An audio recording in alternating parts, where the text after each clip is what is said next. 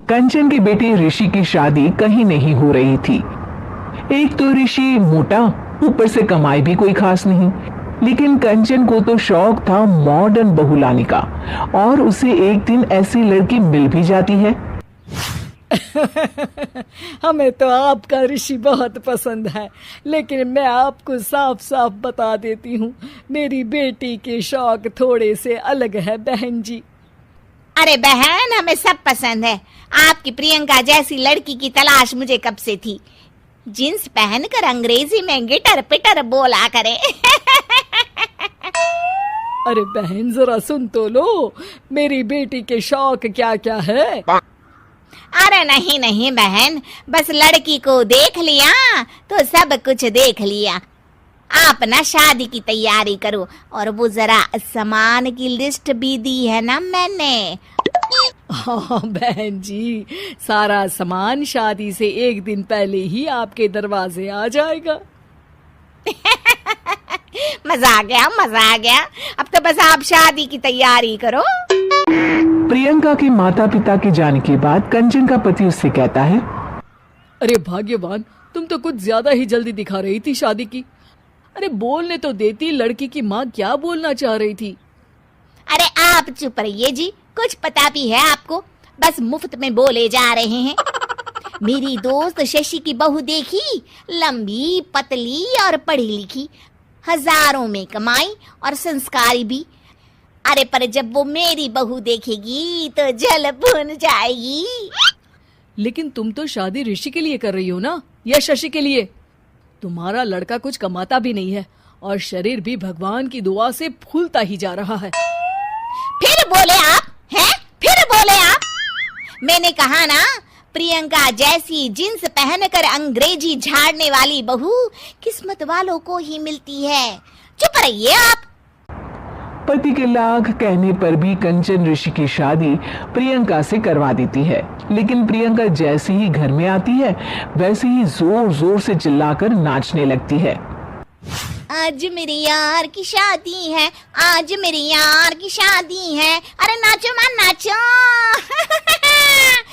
आज मेरे यार की शादी है।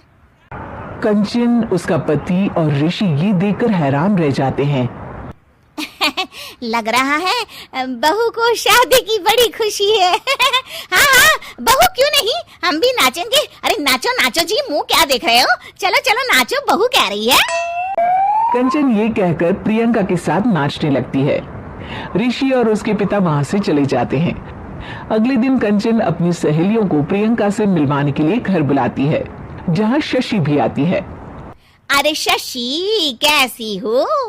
मैं ना तुम्हें प्रियंका से मिलवाती हूँ।